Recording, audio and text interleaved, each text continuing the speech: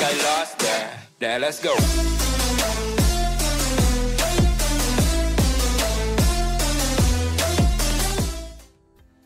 अस्सलाम वालेकुम दोस्तों, मेरा नाम शुएब अहमद है और आप देख रहे हैं हमारा YouTube channel to the point. अच्छा भाई, रॉयल क्यू के हवाले से मेरी लास्ट वीडियो थी, आप लोगों ने अप्रिशिएट भी किया काफ़ी लोगों ने, और काफ़ी लोगों ने एज यूजुअल गालियां भी दी, बुरा भला भी कहा, क्योंकि उनका जो है वो बहुत अच्छा नेटवर्क चल रहा है, क्योंकि वो बेच रहे हैं बॉट और उनका पैसा बन रहा है, तो इसलिए उनको बुरी लगी मेरी वीडियो। मैंने रॉयल क्यू को स्कैम नहीं कहा है, तब भी मैंने स्कैम नहीं कहा है, मैंने कहा क्या पता ये जेन्युइन हो, लेकिन अब बॉट हटा दो, 6-7 महीने इसको ऑलरेडी हो गए हैं, इसकी लाइफ खत्म हो गई है, क्योंकि ये शॉर्ट टर्म चीजें होती हैं, बॉट टाइप की और इस तरह की जो चीजें होती हैं ये बहुत शॉर्ट टर्म होती हैं, ठीक है ना। ये इसमें शॉर्ट टर्म ही बस काम होता है। अब लोगों को V6 दिखा के डेली की $10,000 इनकम आ रही है V6 की, मलेशिया का V6 है, तो मलेशिया के 2-4 V6 क्या बन गए, उनके ही बस स्क्रीनशॉट भेजे जा रहे होते हैं हर किसी को, और वो दिखा के लोगों को मोटिवेट किया होता है कि ये इनकम तुम भी बना सकते हो, ये इनकम तुम भी बना सकते हो, बस बॉट बेचो, बॉट बेचो। बॉट को भले इस्तेमाल ना करो, बॉट को बाइनेंस में न लगाओ, लेकिन बॉट बेचो, हर किसी को बॉट दिलवाओ। तो भाई ऐसे प्रोडक्ट का फिर फायदा क्या जब उसको इस्तेमाल भी नहीं करना, यूजलेस प्रोडक्ट है, लोगों को दिलवाना ही है सिर्फ 120 का, और फिर नीचे फिर 120 के देना है, तो ये तो फोरसाज वाला हिसाब हो गया कि भाई टोटली डिसेंट्रलाइज्ड है और लोगों का पैसा ही लोगों को जाएगा, और टोटल मनी रोटेशन यानी मनी सर्कुलेशन है, बस पैसा घूमता रहेगा, लोगों को बॉट दिलाओ, खुद कमाते रहो, फिर नीचे ऐसे काम होता रहेगा। तो सिंपल सी बात ये है कि भाई ऐसी चीज को फिर अगर यूज भी नहीं करना है आपने, यूज करते हुए भी आपको डर लग रहा है, तो फिर बॉट खरीदना ही क्यों है, और खरीद के फिर लोगों को बेचना ही क्यों है, सिर्फ अपने कमीशन के लिए। तो ऐसी चीज का फायदा नहीं है जहां से किसी को कोई इनकम नहीं आनी, किसी को बेचे बगैर जब कोई इनकम नहीं आनी तो उस इनकम का कोई फायदा नहीं है, ठीक है भाइयों। अभी मुझे काफी लोगों ने इस वीडियो पे भी कमेंट किए, माशाल्लाह से अच्छे अप्रिशिएट करने वाले कमेंट किए लास्ट वीडियो पे, लेकिन एक आदमी बोला कि आपका चैनल ही इसको प्रमोट भी कर रहा था अब तक, और तो मैंने कहा भाई प्रमोट तो खैर मैं नहीं कर रहा था एनीवे, लेकिन चलो अगर आप कह लो कि मैं प्रमोट कर रहा था, मैंने तो हालांकि इस पे टेक्निकल इश्यूज की वीडियोस डाली है और कोई वीडियो नहीं डाली। किसी को समझ नहीं आ रहा कि बॉट सिंक कैसे करना है तो उसकी वीडियो, किसी को ये समझ में नहीं आ रहा कि कॉपी ट्रेडिंग करनी कैसे है, किसी ट्रेडर को कैसे लगाना है, कॉइन कैसे सिलेक्ट करने है, स्ट्रेटेजी क्या बनानी है, तो ये वाली वीडियोस डाली है। कभी भी मैंने ये नहीं कहा कि भाई लगाओ तुम्हारा 100% सेफ है पैसा, 100% सेफ ये मैं कभी नहीं कहूंगा। हाँ, लोग कह रहे हैं रॉयल क्यू की पिंच मैंने आपको लास्ट टाइम भी बताई थी कि यही कह रहे हैं कि आपका पैसा 1000% रिस्क फ्री है, ये कह रहे हैं। अब ये उनके कहने पे चलना है आपको, चलो लोगों की जाहिर है जब 2 पैसे कमा रहे होते हैं, अगर उनके लिए थोड़ा सा कुछ बोल दो तो बुरा मान जाते हैं। मैंने किसी बंदे के लिए नहीं कहा, मैं सिर्फ रॉयल क्यू की बात कर रहा हूँ कि अगर हुआ, जो एक 1% चांस है, अगर हुआ गेम कोई रॉयल क्यू ने किया तो फिर भाई बहुत रोने वाले हैं, मतलब इतना बड़ा नुकसान होने वाला है जितना शायद कभी किसी कंपनी में भी लोगों का नहीं हुआ होगा, क्योंकि यहाँ पे लोगों ने, मुझे आइडिया है कितना बड़ा बड़ा फंड बाइनेंस पे लगाया हुआ है बॉट के साथ। और एनीवे जो टेक्निकलिटीज नहीं समझते उनको इस चीज का आइडिया नहीं होता है, वो समझ रहे हैं जो ऐप पे उनको रॉयल क्यू के ऐप पे रोजाना प्रॉफिट दिख रहा है वो एक्चुअल उनका प्रॉफिट हो रहा है, जबकि वो सिर्फ और सिर्फ एक्यूमुलेशन है। जब वो एक्चुअली अपना बाइनेंस का अकाउंट देखते हैं तो वहां पे एक्चुअल अमाउंट से बैलेंस कम ही होता है, क्योंकि उसने जो और मजीद ट्रेड खोली है वो सारी लॉस में, तो ऐसे प्रॉफिट का फायदा नहीं है ना। और दूसरी बात, एक और सवाल मुझसे 2-4 लोगों ने किया आज भी, भाई फ्यूचर ट्रेड के हवाले से काफ़ी लोग सवाल करते हैं कि यार फ्यूचर ट्रेड का बताएं, फ्यूचर ट्रेड हलाल है हराम है। भाई मैं कितनी बार कह चुका हूँ, ना मैं कोई मुफ्ती हूँ ना ही मैं आलिम हूँ, इस मामले में मुझसे नहीं पूछा करें हराम और हलाल की बात, ये मैं नहीं कह सकता, ये आप अपने ही मुफ्तियाने कराम से पूछें, उनको सही लगे। हाँ, मैं ये जरूर कहूँगा कि मैं नहीं करता फ्यूचर ट्रेडिंग क्योंकि मुझे रिस्की लगती है। आप अगर क्या नाम है फ्यूचर ट्रेड करना चाहते हैं, फ्यूचर ट्रेड हर किसी के बस की बात नहीं है, ये तो हमारे क्रिप्टो गुरु हैं यहाँ पे पाकिस्तान में, जिनको फॉलो करते करते आजकल की यूथ फ्यूचर ट्रेडिंग के चक्रों में पड़ गई है और बर्बाद हो रही है, और बस पैसे अपने लुटाए जा रहे हैं, कभी कमा लेते हैं थोड़ा बहुत तो उसके बाद फिर उससे ज्यादा लुटा देते हैं। तो फ्यूचर ट्रेड है ही बिल्कुल जुए की तरह, unless you are a professional trader. अगर आप को प्रॉपर ट्रेडिंग आती है, प्रॉपर चार्ट रीडिंग आती है, एनालिसिस करना आते हैं, तो फ्यूचर ट्रेडिंग आप कर सकते हैं। अदरवाइज सिर्फ जो आप कर रहे हैं फ्यूचर ट्रेड तो वो जुआ है। देखिए स्पॉट पे ट्रेडिंग कर रहे हैं, स्पॉट पे आप जो रिस्क ले रहे हैं आपको भी पता है कि आज नहीं तो कल वापस आ जाएगा, एटलीस्ट चीज आपके पास होल्ड पे है। स्पॉट में आपको ये नहीं होगा कि यार ये जुआ नहीं है स्पॉट में, ठीक है ना। आप डॉट अभी $30 पे है, बढ़ा है पिछले $20-21 से उठ के अभी $30 पे आ गया, बढ़ रहा है फिर से, और डॉट के चांसेस आगे अच्छे हैं। तो डॉट अगर आप इस बढ़ते हुए में भी ले लेते हैं तो आपको नुकसान नहीं देना है डॉट ने। डॉट आप ये जुआ नहीं कहलाएगा, क्योंकि डॉट प्रोजेक्ट अच्छा है, आप प्रोजेक्ट देख के ले रहे हैं। लेकिन ये जो आप सिर्फ फ्यूचर ट्रेड करते हैं 1-1 मिनट की कैंडल पे या 5 मिनट की कैंडल पे या 30 मिनट्स की कैंडल पे, वहां फिर आप जुआ ही खेल रहे हैं। लक है आपका कि ये कैंडल ऊपर गई है तो दूसरी भी ऊपर चली जाएगी, unless you are a professional trader. Again मैं ये कह रहा हूँ, तो फ्यूचर ट्रेड के हवाले से मैं सिर्फ इतना कहता हूँ, बहुत रिस्की है, फ्यूचर ट्रेड ना करें। अगर आपको आती है अच्छी ट्रेडिंग तो भाई आप करो, आपकी मर्जी। लेकिन फिर मुझसे ये सवाल नहीं किया करो हलाल और हराम का। यार मैं एक सिंपल ट्रेडिंग की बातें करता हूँ, मैं मुझसे ये सवाल क्यों करते हो? जिनसे करना चाहिए उनसे सवाल करो भाई। ये वाले आपको सही लगता है आप करो, मुझे सही नहीं लगता मैं नहीं करता, बस इतना ही कह सकता हूँ, ठीक है। जो मुझे सही लगता है वो मैं आपको बता देता हूँ। एनीवे आगे बढ़ते हैं भाई। थोड़ी सी आज मार्केट की अपडेट पे भी बात करूंगा। अभी आगे जो हमारे पास सीन चल रहा है, देखें आप, अभी हुआ ये है सिलसिला, अभी $2.3 ट्रिलियन मार्केट कैप है टोटल, और BTC इस वक्त आई थिंक 50,000 पे है शायद, यस एग्जैक्टली 50,000 पे है, और इथेरियम 4,000 पे है। तो BTC ने क्रिसमस से 2 दिन पहले थोड़ी अच्छी ग्रोथ दिखाई है, और अभी 50, 51, 52 के दरमियान चल रहा है। इसका ब्रेकआउट 52 पे होना है, लेकिन 51,800 से 2-3 बार वापस आया है, तो इट मीन्स कि ये आ सकता है वापस 48,500 तक टच कर सकता है। एनीवे ना भी आए तो इस वक्त सिचुएशन ये है कि मैं ये कहूँगा कि न्यू ईयर तक कोई ट्रेड ना करें, न्यू ईयर ख़त्म होने दें।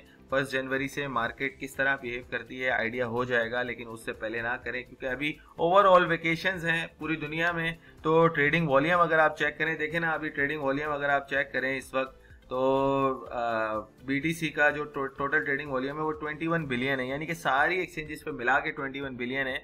अदरवाइज जब नॉर्मली हम देखते हैं मंडे ट्यूसडे को ट्रेडिंग देखते हैं, तो बाइनेंस पे ही सिर्फ इसका वॉल्यूम 10 बिलियन 12 बिलियन होता है। अगर सारे पेयर्स मिला लें 12-15 बिलियन के दरमियान होता है, अगर BTC के सारे पेयर मिला लें तो सिर्फ BTC की ट्रेडिंग में।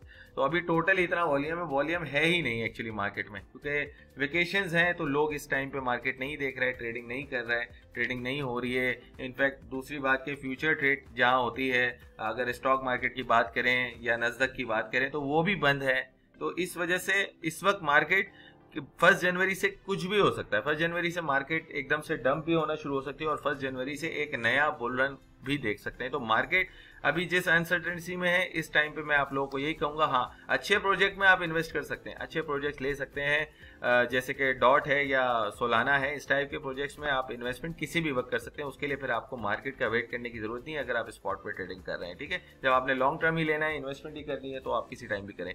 एनीवे अब मैं बात करने लगा हूँ थोड़ी सी अच्छे प्रोजेक्ट की। देखें अभी कैटेगरीज हो गई हैं, कैटेगरीज आपने जोन देखे हैं, बाइनेंस पे भी जोन है मौजूद है, जोन में जाके आप देख सकते हैं कि किस जोन, मेटावर्स की बात करें या NFT की बात करें या स्टोरेज की बात करें, तो वो सारे अलग अलग जोन बने हुए हैं। तो इसी तरह क्रिप्टो करेंसीज में जब हम कॉइन मार्केट कैप पे आते हैं, यहाँ भी आपके पास DeFi, NFT, metaverse, Polkadot, BSC, Solana, Avalanche और इसके अलावा इसमें Web3 भी कहीं होगा। एनीवे बात मैं Web3 की ही करने लगा हूँ। देखिए बात सारी ये है कि ये साल हमने देखा 2021 स्टार्ट हुआ, 2020 का एंड, बेसिकली 2020 के एंड में हमने देखा डेफी, डिसेंट्रलाइज्ड फाइनेंस और डेक्स वाले प्रोजेक्ट बढ़ना शुरू हुए।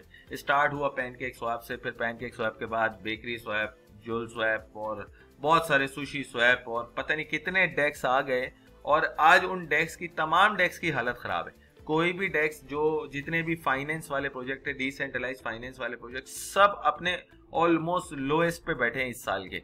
चाहे वो केक हो, बेकरी हो, वापस उस रेट पे आ गए उन्होंने, मतलब ऑल टाइम हाई मारा बेकरी स्वैप ने $8-8.5, लेकिन वापस $1 पे बैठा है जहां पे वो रहता था हमेशा। केक की बात करें तो केक ने $44-45 मारा और वापस 10-11 पे आ गया। कहने को अच्छी बाय है, बहुत अच्छी बाय है, लेकिन डिसेंट्रलाइज फाइनेंस डेक्स के इतने स्कैम्स हुए इस साल, जिसकी वजह से डिसेंट्रलाइज अपनी अहमियत खो चुका है। एक्सचेंजेस की वजह से, डिसेंट्रलाइज फाइनेंस स्टेकिंग की वजह से नहीं, वो अपनी एक्सचेंज की वजह से अहमियत खोया है। क्योंकि डेक्स में आपकी किसी को भी अगर कोई कॉइन लिस्ट कराना है तो उसकी कोई रिक्वायरमेंट वो वाली नहीं। डिसेंट्रलाइज एक्सचेंज है ना, कोई भी अपना कॉइन लिस्ट कर सकता है बस रिक्वायरमेंट पूरी करके। लेकिन जब आप एक सेंट्रलाइज एक्सचेंज की बात करें, जैसे बाइनेंस है, OKX है या दूसरी है, तो उस पर कॉइन लिस्ट करने की बहुत ज़्यादा रिक्वायरमेंट होती है। आपको कॉन्टैक्ट करना पड़ता है, आपको वॉलेट शो करने पड़ते हैं, आपको पे भी करना पड़ता है, फीस भी देनी पड़ती है, और फिर वो इतनी आसानी से लिस्ट नहीं करते। ठीक है, डेक्स में कोई भी लिस्ट कर देता है। तो इसी तरह मीम कॉइन कितने पैनकेक स्वैप पे, जुल स्वैप पे, बेकरी स्वैप पे हुए हैं, तो लिस्ट होने के बाद वो उन्होंने जो है फिर वो बर्बाद भी हुए हैं। आपके सामने कितना इस साल स्कैम हुए डेक्स पे। तो डेक्स इसलिए अपनी वैल्यू खो चुका है। तो उसके बाद फिर एनएफटी की हवा चली, फिर एनएफटी प्रोजेक्ट एकदम से बढ़ना शुरू हो गया इस साल। एनएफटी के बाद अब मेटावर्स की हवा चली 2 महीने पहले। तो मेटावर्स प्रोजेक्ट 4-5 टॉप प्रोजेक्ट हैं, जैसे अलाइस है, सैंडबॉक्स है, माना डिसेंट्रलैंड है, या TLM है, या गाला है। तो ये कुछ ऐसे प्रोजेक्ट हैं जिनकी फ्यूचर अच्छा भी दिख रहा है, लेकिन वो ऑलरेडी अपना ऑल टाइम हाई मार चुके हैं और इन्होंने 100 मल्टीपल मारा है विद इन 2 मंथ्स। ये सारे प्रोजेक्ट्स हैं 2 महीने 2.5 महीने में, जब से मेटावर्स की अनाउंसमेंट हुई है उसके बाद से। तो ये बहुत ऊपर जा चुके हैं ऑलरेडी। अब वेब 3 की बात चल रही है। ठीक है, वेब 3 क्या है? वेब 3 भी डिसेंट्रलाइज्ड वेब है बेसिकली। ये डिसेंट्रलाइजेशन की तरफ जा रहा है, ताकि जैसे आप गूगल यूज करते हैं तो आपका डेटा सेव होता है, आपका डेटा जाता है सारा गूगल के पास। आप जीमेल यूज करते हैं, गूगल अकाउंट बनाते हैं, तो सारी डिटेल देते हैं अपनी, लोकेशन एक्सेस, मतलब एवरीथिंग आप देते हैं ना। तो डिसेंट्रलाइज वेब, जो वेब 3 आ रहा है, वेब 3 पे आपकी ऐसी कोई भी रिक्वायरमेंट नहीं होगी। जैसे एग्जैक्टली डिसेंट्रलाइज एक्सचेंज में कोई रिक्वायरमेंट नहीं थी, किसी भी कॉइन को लिस्ट करने की, बाय सेल करने की कोई रिक्वायरमेंट नहीं थी, कोई अकाउंट नहीं बनाना पड़ता आपको डिसेंट्रलाइज एक्सचेंज में, कोई साइन अप नहीं करना पड़ता, ठीक है ना, ना ही कोई KYC करनी पड़ती है डेक्स में। तो इसी तरह वेब 3 जब ये होगा तो डिसेंट्रलाइज वेब होगी। डिसेंट्रलाइज वेब पे आप एनोनिमसली यूज कर सकेंगे और आपको कोई डाटा किसी को देना नहीं पड़ेगा, डाटा सेव होगा। तो अब वेब 3 के जो प्रोजेक्ट्स हैं, थोड़ी सी उनकी बात करनी है। जो मेन प्रोजेक्ट्स हैं, जो मुझे लगता है कि यार ये अभी आगे जाके हमें बहुत अच्छे ही दिखेंगे। वेब 3 की प्रोजेक्ट्स कहाँ पे देखें यार? एनीवे मैं वैसे ही बता देता हूँ। मैं वेब 3 के सबसे पहले तो डॉट है वेब 3 में, सोलाना है, इसके अलावा HNT है, और वेब 3 में आपके प्रोजेक्ट्स में BTT है, वेब 3 में आपके प्रोजेक्ट्स में सिया कॉइन है, और ICP है। ICP की तो बहुत मतलब हाइप है वेब 3 के हवाले से। तो अगला साल हम देख सकते हैं कि वेब 3 के जो अभी कॉइन है जिनमें इन्वेस्ट किया जा सकता है, चाहे वो डॉट हो, सोल हो, या ICP हो, ये टॉप 3 कॉइन है वेब 3 के। तो अगर इनमें आप इन्वेस्ट करते हैं तो मे भी अगला साल इनके लिए हो, वेब 3 के लिए, और वेब 3 जो है अगले 6 महीने बहुत तेजी से ग्रो करे। तो ICP इस वक्त जितना डाउन है, $2800 का कॉइन अगर आज $25-26 $27 पे है, पिछले दिनों $21 पे था, तो कहीं ना कहीं इसकी वर्थ इतनी तो है कि आप यहाँ इन्वेस्ट करते हैं तो एटलीस्ट आप डबल या 3x या 4x आप एक्सपेक्ट कर सकते हैं अगले 2-3 महीने में। तो एक अच्छी इन्वेस्टमेंट है। ठीक है भाई, तो थोड़ा सा ये मुझे बताना था इसके बारे में। बाकी रही बात, स्टिल बात करूंगा उसकी रॉयल क्यू की। तो भाई रॉयल क्यू वालों, आपकी मर्जी, आप जो चाहे करो भाई। मेरा काम बताना था, मैंने आपको बता दिया। चलते हुए मैं बताया है कि भाई हटा दो, बाद में मुझे ना बोलना आके कि आपने ही प्रमोट किया और देखो भाग गया, हमारे साथ स्कैम हो गया। ये नहीं बोलना। मैं तो चलते हुए मैं कह रहा हूँ हटा दो। हो गए पैसे पूरे तुम्हारे, 6 महीने 5 महीने हो गए तुम्हें लगाए हुए। तुम उससे कहीं ज्यादा कमा चुके हो। अगर तुमने बाइनेंस पे लगाया था बॉट तो उससे ज्यादा तुम कहीं अर्न कर चुके हो, $120 से ज्यादा। तो तुम्हारे पैसे भी कहीं नहीं डूबे, कुछ भी नहीं हुआ। बॉट को हटाओ, खुद ट्रेड काटो मैनुअली और किस्सा खत्म करो। बॉट पे अगर तुम्हें इनकम आ रही है तो वो एक अलग बात है। अब तुम लोगों को बेचे जा रहे हो, नीचे टीमें बना ली हैं, उनसे इनकम आ रही है, तो वो एक अलग चीज है। एनीवे मैं तो यही कहूंगा स्टिल भाई आप पीछे हट जाओ, अब इसका टाइम खत्म हो गया है। ठीक है भाइयों, चलो बस इतनी अपडेट देनी थी। इंशाल्लाह मिलते हैं अगली वीडियो में किसी नए टॉपिक के साथ। Thank you so much. अगर आप लोगों को वीडियो अच्छी लगी, इस वीडियो को लाइक कीजिए, हमारे चैनल को सब्सक्राइब कीजिए और अपने दोस्तों के साथ शेयर करना ना भूलिए। Thank you so much. Allah Hafiz. Got lost there. Now let's go.